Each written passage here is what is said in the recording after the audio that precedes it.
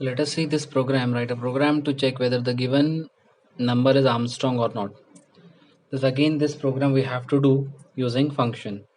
Okay, because the function module is going on, so every program we have to solve using function. Without using function, we have already seen this particular program. Just we'll revise it. What do you mean Armstrong number? A number which we get if we divide the digit and we cube each digit and then add, then we get the same number. Then that number is nothing but the Armstrong. The example can be 153. So the number is 153. If I just separate the digits 1, 5 and 3, and if I cube it and if I add this, I should get the same number 153. Okay, so this is called as Armstrong number. So we have to check whether the number which user is entering is Armstrong or not. If it is Armstrong, then the message should be displayed, the number is Armstrong. If it is not Armstrong, then the message should be displayed, it is not an Armstrong number.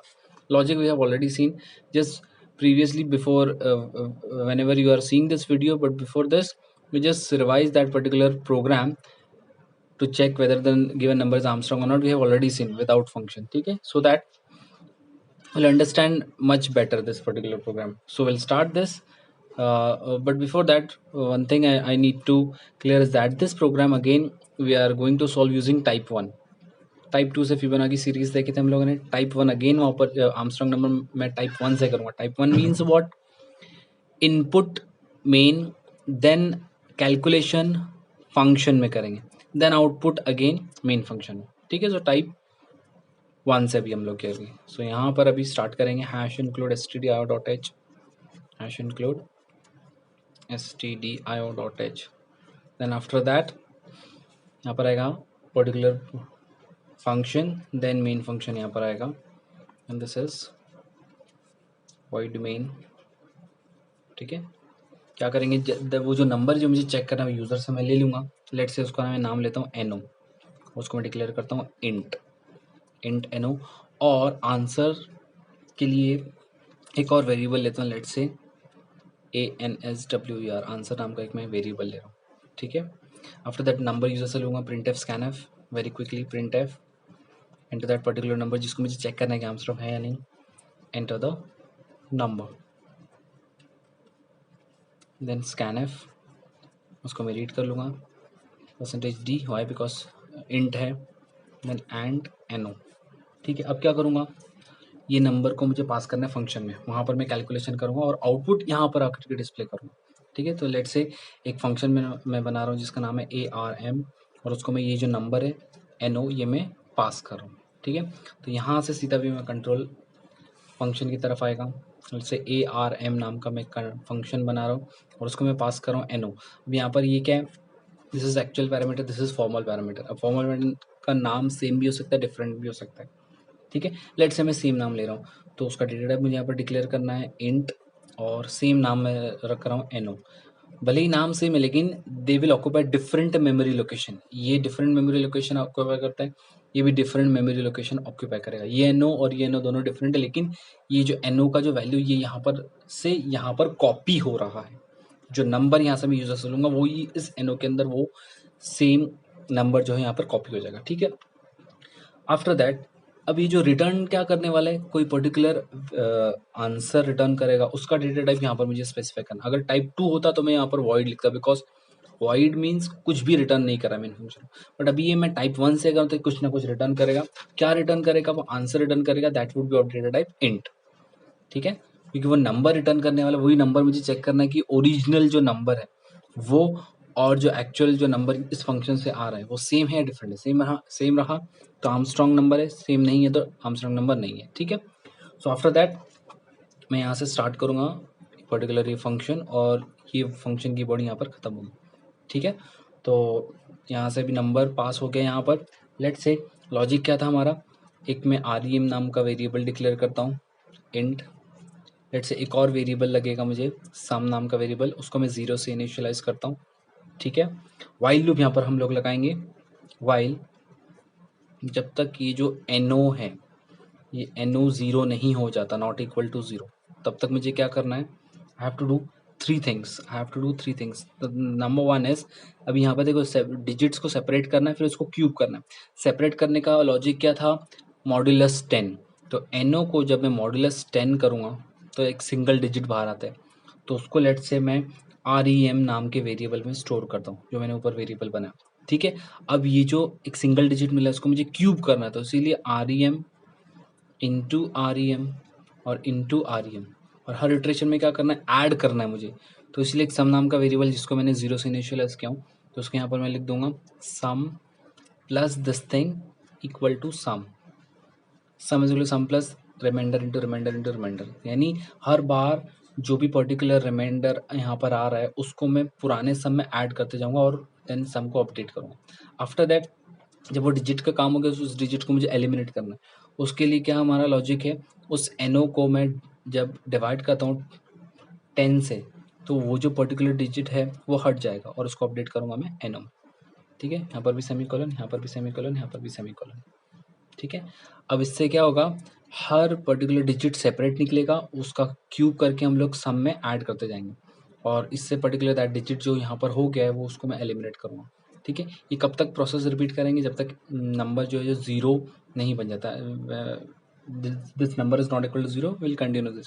एक बार zero हो गया then हम लोग ये while loop break हो जाएंगे और हम लोग बाहर आ जाएंगे। जब बाहर आएंगे तो फाइनली जो सम है, सम ये मुझे रिटर्न करना है, पर्टिकुलर प्रोग्राम ये फंक्शन जो है वो इस सम के वैल्यू को रिटर्न कर रहा है, ठीक है। तो यहाँ पर मैं लिखूंगा रिटर्न सम, सम का वैल्यू यहाँ पर रिटर्न हो रहा है। तो यहाँ से सम का वैल्यू रिटर्न हुआ, तो ये पर्टिकुलर प्रोग्राम फंक्शन है, इसने क्या डेटा टाइप, एक इंट डेटा टाइप जो सम का वैल्यू है वो रिटर्न कर रहा है। तो वो कहाँ आ जाएगा, यहाँ पर आ जाएगा मेन फंक्शन में, ठीक है।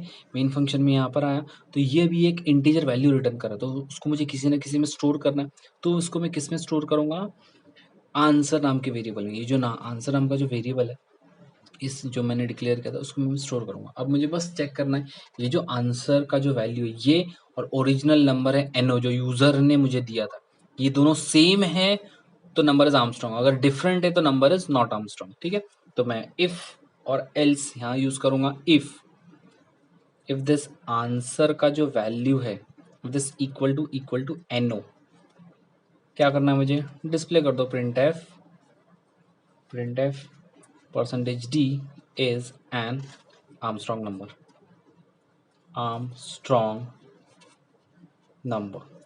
यानी ओरिजिनल नंबर क्या था, एनओ, ठीक है। अदरवाइज एल्स में क्या करूँगा मैं, else print F percentage D is not an Armstrong number, percentage D is not an Armstrong number, ठीक है।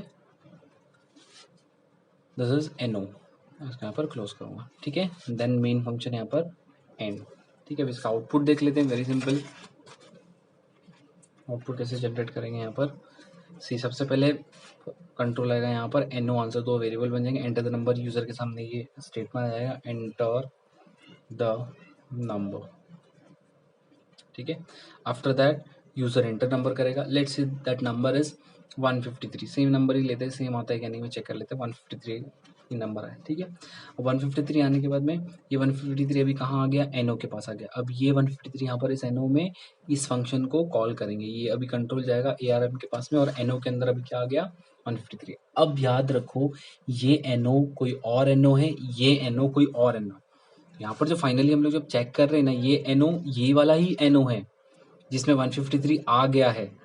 अब ये जो फंक्शन के पास में जो मैं एनओ लेके जा रहा हूँ ये डिफरेंट मेमोरी लोकेशन ऑक्यूपाई करता है, ये एनओ अलग है, ये एनओ बाद में चल करके ये 0 बन जाएगा, तभी ये वाइल लूप ब्रेक हो जाएगा, ठीक है। ये पर्टिकुलर ये कौन है, ये फॉर्मल पैरामीटर है, और ये कौन है, एक्चुअल पैरामीटर। ये एक्चुअल पैरामीटर एनओ यहाँ पर मैं चेक करूँगा, ठीक है। यहाँ पर आ जाएंगे, इस एनओ के अंदर अभी आ गया है 153, ठीक है। अब अंदर आएंगे, रिमाइंडर और सम नाम का दो वेरिएबल बन जाएगा, सम 0 से इनिशियलाइज हो जाएगा, यहाँ अंदर आएंगे। अब ये जो एनओ ये कौन है, 153 है, तो 153 is not equal to 0, this is true. अंदर आएंगे 153 मॉडुलस 10, क्या वैल्यू आएगा बताओ, 153 मॉडुलस 10 वैल्यू 3 बाहर निकल के आ जाएगा। 3 रिमाइंडर में आ जाएगा। अब यहाँ पर नेक्स्ट स्टेटमेंट 3 इंटू 3 इंटू 3 यानी 3 क्यूब। 3 क्यूब सम का पुराना वैल्यू क्या है 0, 0 प्लस 3 क्यूब अपडेट हो जाएगा सम का वैल्यू 3 क्यूब। तो सबसे पहले स्टार्टिंग में ये जो 3 क्यूब है ये अभी किस में आ गया है, सम में आ गया है।